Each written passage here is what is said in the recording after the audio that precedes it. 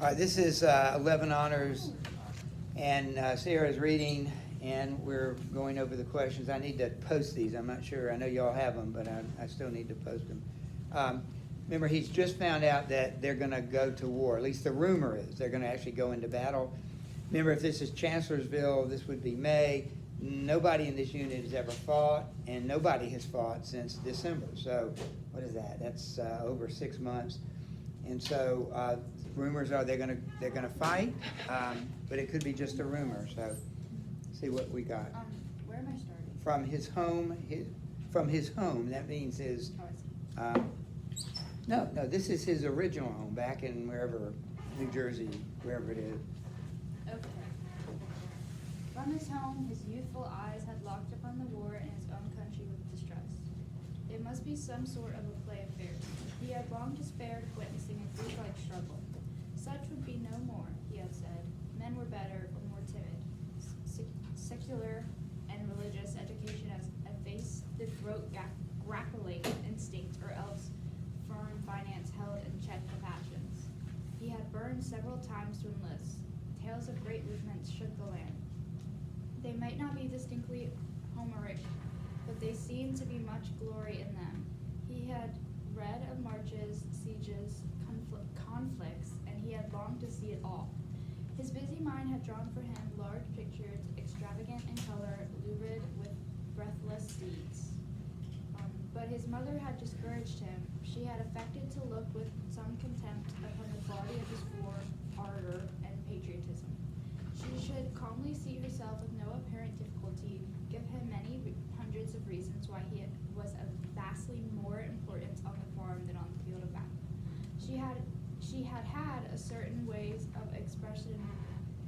She had certain ways of expression that told him that her statements on the subject came from deep conviction. Moreover, on her side was his belief that her ethical motive in the argument was impregnable. How about one more, just to the bottom? At last, however, he had made firm rebellion against this yellow light thrown upon the color of his ambitions. The newspapers, the gossip of the village, his own picturings had aroused him to an uncheckable degree. They were in truth fighting finely down there. Almost every day the newspapers printed accounts of decisive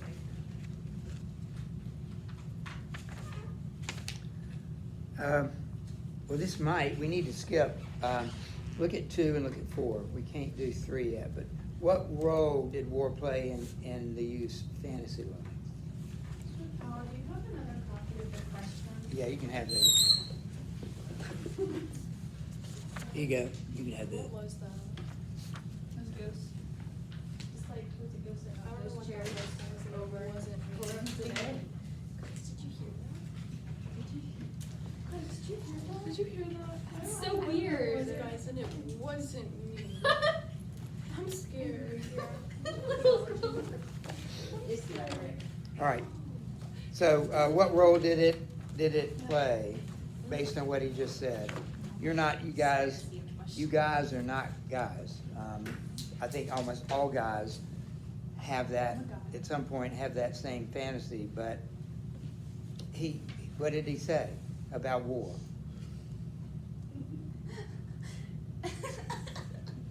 What does it say? That from his home, his youthful eyes looked upon the war in his own country with distrust. It must be some sort of play affair. He had long despaired of witnessing Greek-like struggle. Such would be no more. He had said men were better or more timid, secular, or religious. Maybe we can't answer that, but it says earlier he imagined battles all of his life. We read this yesterday. He'd imagined, so it had been. The answer is yes. It's not a yes question. It says what role did war play, but it played a huge role. He kind of saw him as most men do, boys, as soldiers at some point. And he looked back to the Greeks and saw it something like that, really glorious and wonderful. And then look at number 4. The newspapers, what did they say about the war that's going on right now? It said, the newspaper, the gossip of the village, his own picturings had aroused him to an uncheckable degree. They were in truth fighting finally down there. Almost every day the newspaper printed accounts of a decisive victory. So what was he hearing from the newspapers and from the gossip? That they were always winning. Yeah, so he wanted to get a part of that. He wanted to be a part of that. Of course, those aren't true. They weren't winning.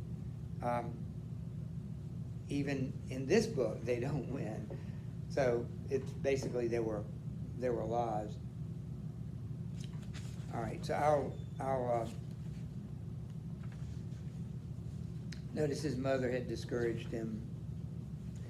Top of page 6, one night as he lay in bed, the winds had carried to him the clanging of the church bell as some enthusiast jerked the rope frantically to tell the twisted news of a great battle.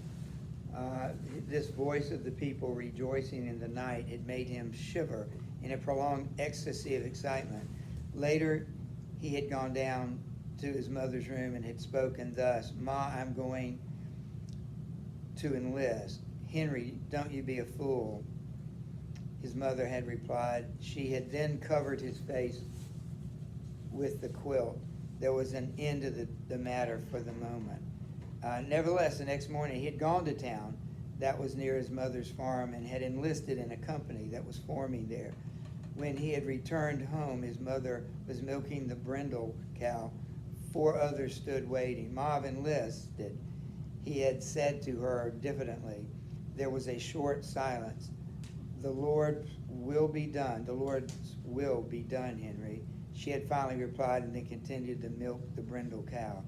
When he had stood in the doorway with his soldier's clothes on his back and with the light of excitement and expectancy in his eyes, almost defeating the glow of regret for the home bonds, he had seen 2 tears leaving their trail on the mother's scarred cheeks. Still, she had disappointed him by saying nothing whatever about returning with his shield or own it. He had privately primed himself for a beautiful scene. He had prepared certain sentences which he thought could be used with touching effect, but her words destroyed his plan. They had doggedly peeled potatoes and addressed as follows. And what follows is the mother's practical advice about war. What is he expecting war to be? What does he want it to be? Fighting for what? I said fun, but fighting. What did you say? I said fun. Fun. Well, fun in what way? That you're like fighting for your country, and it's like, oh, yeah, let's do it. It's gonna be exciting. And you're winning. You're winning. I think I explained that really well, right? You understand the So sense. his expectations in reality are always at odds right now. He expects it to be that. And how does his mother disappoint him? The Lord will be done. Yeah, and what is she, up to this point, what has she asked him not to do? Enlist. And she doesn't show any emotion when he says he's enlisted. Would you read this, Aurora? She's going to read about the advice the mother gives him. And notice what's not on there. Okay, notice what she tells him this is what war is going to be like. And then but she doesn't really mention the other thing. So go ahead. I kind of stopped in the middle. You watch out, Henry. Oh, okay. You watch out, Henry, and take good care of yourself in this here fighting business. You watch out and take good care of yourself. Don't go thinking you can lick the whole rebel army at the start, because you can't.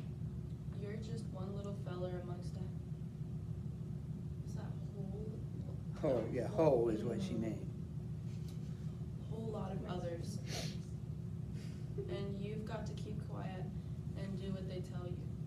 I know how you are, Henry. Underline that. That's an important statement. As his mother, she probably is right. Who doesn't know who he is? He doesn't know, but she does. And she, like I say, that's probably true. We don't know yet what that means. You want to keep reading and to the bottom of the page, and then Isabella.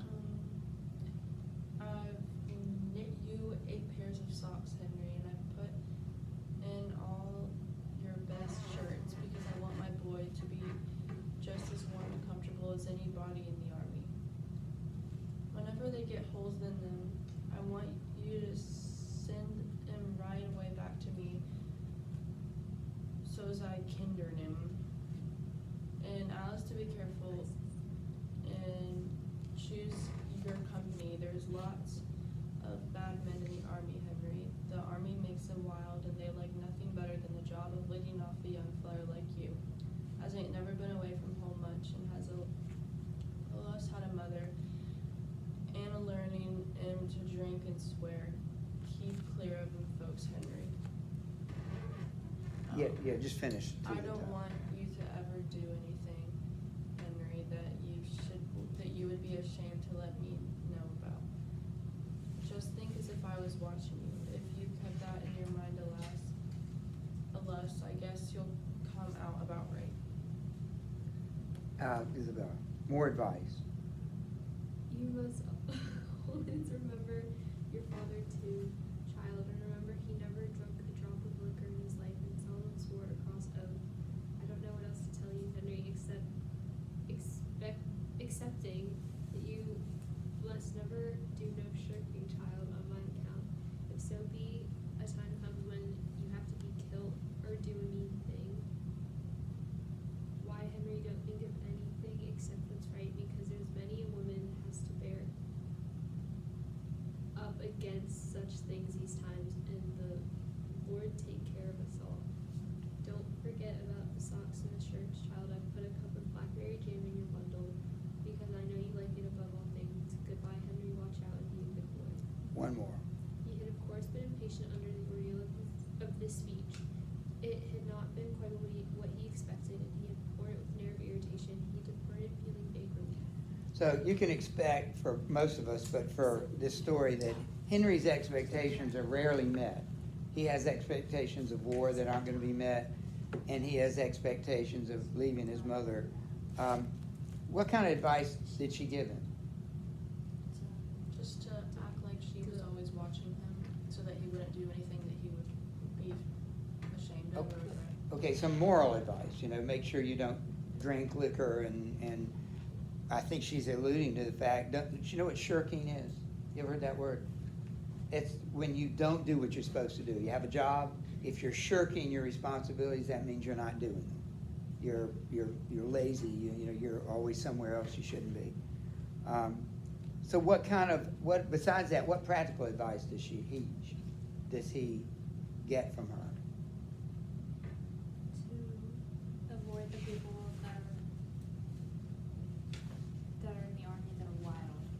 Right, be careful who you become friends with. And she gives him practical things like jam that she made and clothes to wear, just like send him off to summer camp.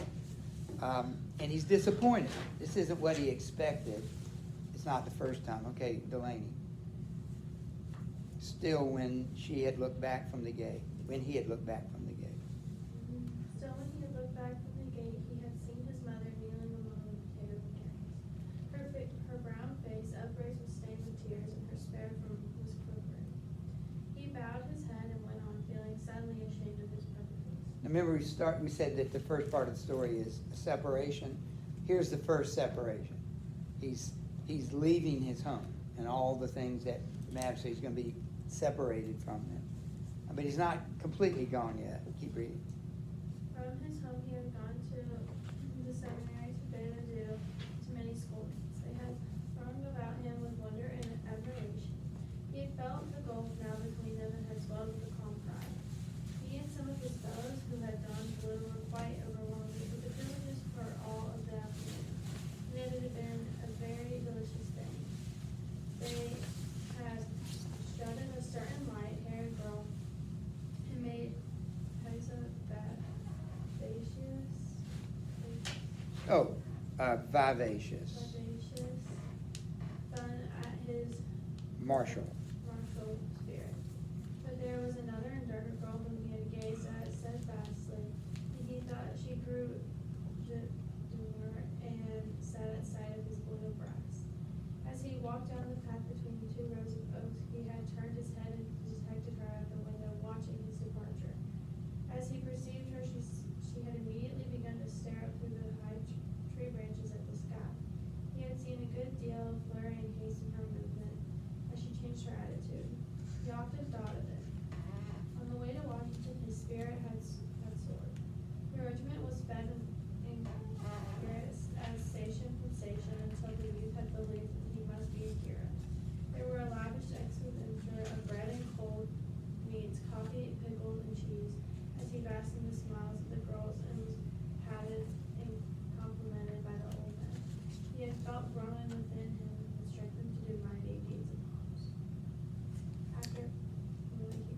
Let's look at the question, number 3. Everybody has a need for approval in his own eyes and the eyes of others. How are the youth's fantasies related to his need for approval in his own eyes? I'm not quite sure what the question is. I didn't write it. Well, clearly he wants to be a hero, right? He wants to be, and so that's he wants people to look on him as a hero, and I guess if we skip to 5, it says the youth has a tendency to select from his real experiences those parts which fit the fantasy image he has of himself and reject those that do not. How is this tendency shown in his reaction to the mother's remarks to the light-haired girl and the darker girl, and to his experiences on the trip to Washington? So the question is, you had these 2 girls, just a little scene, but I think it's important. One girl makes fun of him, and one girl kind of looks at him longingly, wistfully, kind of sad that he's leaving. Which of the 2 girls does he choose to think about?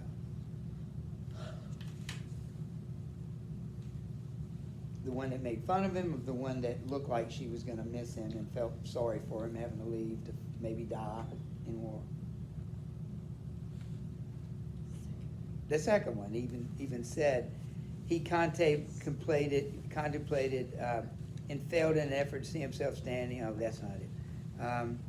Sorry. Mr. Powell, can you Yeah, go to that? sure. Well, anyway, wrong page. The one that had made fun of him, he ignored, but the one who kind of stared at him longingly, he remembered. So that's kind of the way it works. All right, I'll pick it up there. After complicated journeys, is that where you left off? After completing complicated journeys with many pauses, there had come months of monotonous life in a camp. He had had the belief that real war was a series of death struggles with small time in between for sleep and meals. But since his regiment had come to the field, the army had done little but sit still and try to keep warm. He was brought then gradually back to his old ideas. Greek-like struggles would be no more. Men were better, more timid. Secular and religious education had effaced the throat-grappling instinct, or else firm finance held in check the passions. He had grown to regard himself merely as a part of a vast blue demonstration. Underline that. That's a common statement that the narrator makes. A vast blue demonstration. His province was to look out as far as he could for his personal comfort. For recreation, he would twiddle his thumbs and speculate on the thoughts which must agitate the minds of the generals. Also, he was drilled and drilled and reviewed and drilled and drilled and reviewed. The only foes he had seen were some pickets along the riverbanks. They were suntan, philosophical lot who sometimes shot reflectively at the blue jackets. When reproached for this afterwards, they usually expressed sorrow and swore by their gods that the guns had exploded without their permission. The youth on guard duty one night conversed across the stream with one of them. He was a slightly ragged man who spat skillfully between his shoes and possessed a great fund of bland and infantile assurance. The youth liked him personally. Yank, the other had informed him, now this is a Confederate sentry on the other side of the river. You're a right dumb good feller. This sentiment floating to him upon the still air had made him temporarily regret war. Various veterans had told him tales, and some talked of gray, bewhiskered hordes who were advancing with relentless curses and chewing tobacco with unspeakable valor.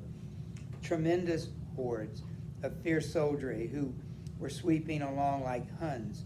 Others spoke of tattered and eternally hungry men who fired despondent powders. They'll charge through hell's fire and brimstone to get hold of a haversack, and such stomachs ain't a-lasting long, he was told. From the stories, the youth imagined the red live bones sticking out through slits in the faded uniforms.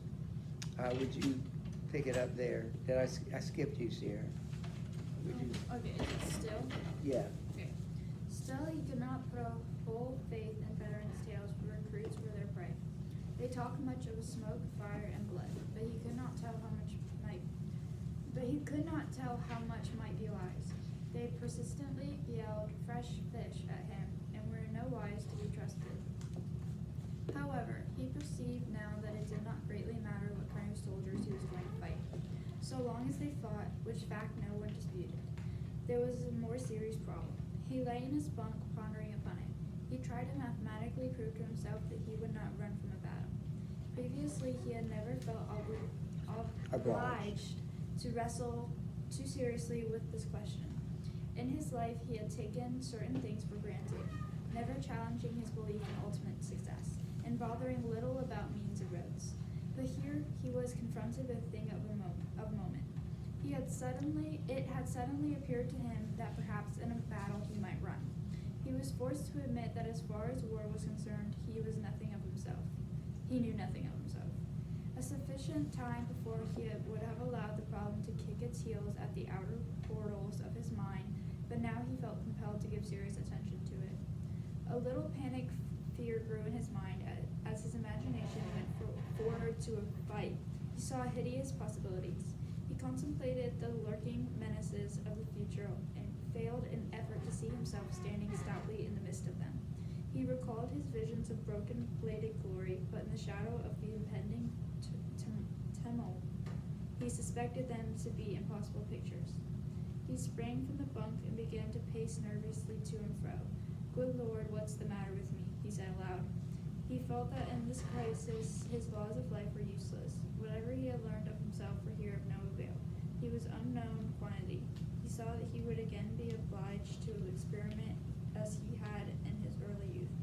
He must accumulate information of himself, and meanwhile he resolved to remain close upon his guard, lest those qualities of which he knew nothing should everlastingly disgrace him. Good Lord, he repeated in dismay. All right. Look at number 6. Well, first of all, how are they treated on the way to Washington? End of number 5. How's the Army treated?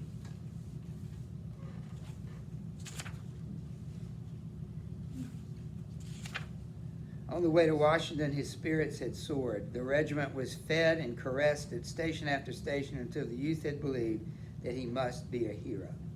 And it describes what they were given. We were treated respectfully. Yeah, I mean, they're already treated like heroes, even though they've never fought in a battle. So that makes him feel good about himself. The darker-haired girl made him feel good about himself. His mother made him feel not so good about himself because she's so practical. And what did we say she meant, number 6, about "I know how you are, Henry"? What does she know about it? You're kind of seeing some of that. What does she know about it? That he's going to get scared. He's going to get scared before the battle. Yeah, so she knows that he is a kid, and that he's untested. He doesn't. I mean, maybe he'll run. Maybe he'll be a hero. He doesn't know, but he knows what he likes to be. He likes other people to look up to him. Who doesn't?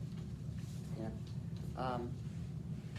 And so now he's really worried because he's thinking, I can't be for sure that I won't run. And so he starts to talk to the guys that he's living with here. Would you pick that up?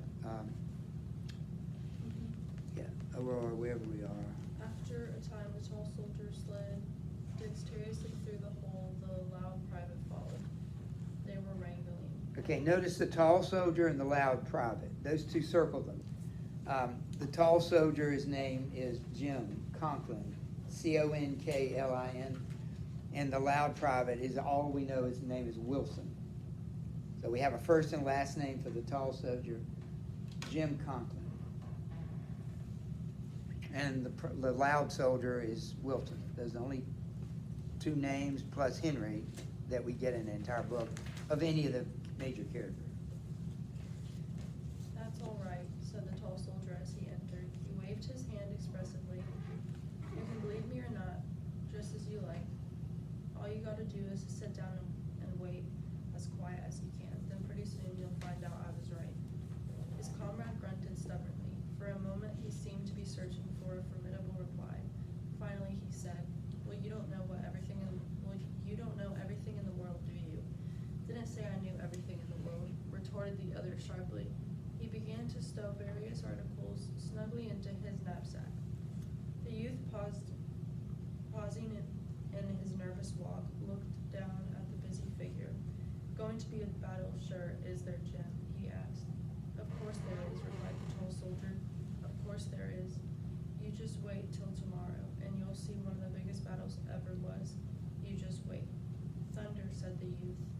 Oh, you'll see fighting this time, my boy.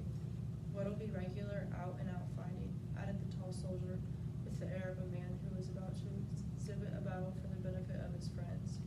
Huh? Said the loud one from a corner. Well, remarked the youth, like as not this story'll turn out just like them others did. Not much it won't, replied the tall soldier, exasperated. Not much it won't. Didn't the cavalry all start this morning? He glared about him. No one denied his statement. The cavalry started this morning, he continued. They say there ain't hardly any cavalry left in camp. They're going to Richmond or someplace while we fight all the Johnnies. It's some dodge like that. The regiment's got orders too. A feller what seen'll go to headquarters told me a little while ago. And they raised blazes all over camp. Anybody can see that. Thanks, Isabella. Shucks, said the loud one. The youth remained silent for a time. At last he spoke to the tall soldier. Jim, what? How do you think the regiment will do? Oh, they'll fight all right, I guess, after they once get into it, said the other with full judgment. He made a fine use of the third person. There's been heaps of fun poked at them because they're being forced and all that. But they'll fight all right, I guess. Think any of the boys will run, persisted the youth. Oh, there may be a few of them run, but there's them kind in every regiment, especially when they first goes under fire, said the other in a tolerant way. Of course, it might happen that the whole kit and boodle might start and run if some big fighting came for a stop, and then again, they might stay and fight like fun, but you can't bet on nothing, of course. They ain't never been under fire yet, and it ain't likely they'll whip the whole rebel army all to once first time. But I think they'll fight better than some and worse than others. That's the way I figure.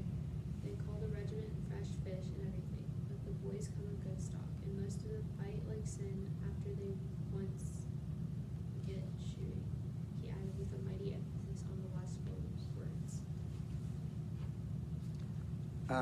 Notice that they mentioned that phrase earlier, that the veteran units call them fresh fish. I don't know, military slang used by veterans to taunt new recruits about their inexperience. So that's another theme in the book, is how the veterans who have been in combat speak to the rookies who haven't been. Delaney. Oh, you think you know, began the loud soldier with scorn. The other turned savagely upon him. They had a rapid altercation in which they fastened upon each other various strange epithets. The youth at last interrupted them. Did you ever think you might run yourself, Jim?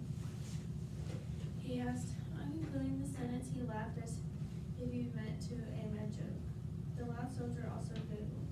The tall private waved his hand while he said it profoundly. I thought it might get too hot for Jim Conklin and some of them skirmishers. If a whole lot of boys started and run, why I suppose I'd start and run. And if I once started to run, I'd like run to the devil and no mistake. But if everybody was a standing and a fighting, why I stand and fight? Be Jimmy, and I'll bet on it. Said the loud when the youth of this tale felt gratitude for these words of the comrade, and he feared that all that of the untried men possessed a great and correct confidence. He now was in a measure reassured. So look at 7. Why is he cautious about asking Jim, did you ever think you might run yourself? And he laughs at it after he's asked it. What's he doing? What's going on there? He doesn't want to be judged for like thinking about he might run or being scared he might run. Right, if you're asking the question, that means you must be worried about it. And so that's why he's cautious about asking. People might think he is. Interesting question. So far, do you see any differences between the Henry, the loud soldier, and the tall soldier? I see one significant difference. What do you notice?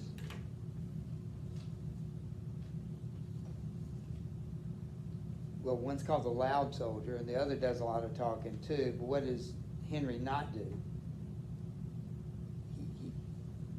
He asks a few questions, but he doesn't talk a lot. So these two people seem to be a lot more confident than Henry is. I'm going to start this chapter. We've just got a few minutes. The next morning, the youth discovered that his tall comrade, that is Jim Conklin, had been the fast-flying messenger of a mistake. There was much scoffing by the latter, by those, there'd been much scoffing at the latter by those who had previously been firm adherents of his view. There was even little sneering by men who had never believed the rumor. The tall one fought with a man from Chatfield Corners and beat him severely. The youth felt, however, that his problem was in no wise lifted from him. There was, on the contrary, an irritating prolongation. The tale had created in him a great concern for himself. Notice for himself. Who's he concerned about? Himself. He's not worried about other people. He's really not asking Jim if he'll run. He wants only to make himself feel better. Now, with the newborn question in his mind, he was compelled to sink back to his old place as part of the blue demonstration. For days, now notice that they didn't go. Remember the tall soldier said, hey, we're about to go. It's about ready to start, and they didn't. For days he made ceaseless calculations, but they were all wondrously unsatisfactory. He found that he could establish nothing.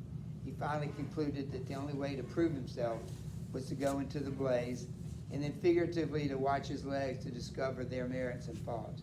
He reluctantly admitted that he could not sit still with a mental slate and pencil and drive an answer. To gain it, he must have blaze, blood, and danger. Even a chemist requires this, that, and the other. Please pardon the interruption for a couple of athletic announcements. Dialectic soccer tryouts will be canceled today. They will take place tomorrow. Again, dialectic soccer tryouts are canceled, but they will be tomorrow. Track will be in the gym today, and everyone else is on as scheduled. Have a good afternoon. All right, so we are on chapter 2, and I want you to read, today is Wednesday, read for Friday just to get in the book. How about 13 through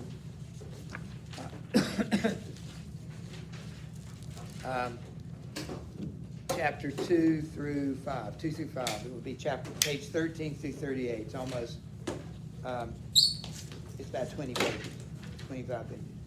All right, so, all right, see ya. Thank you.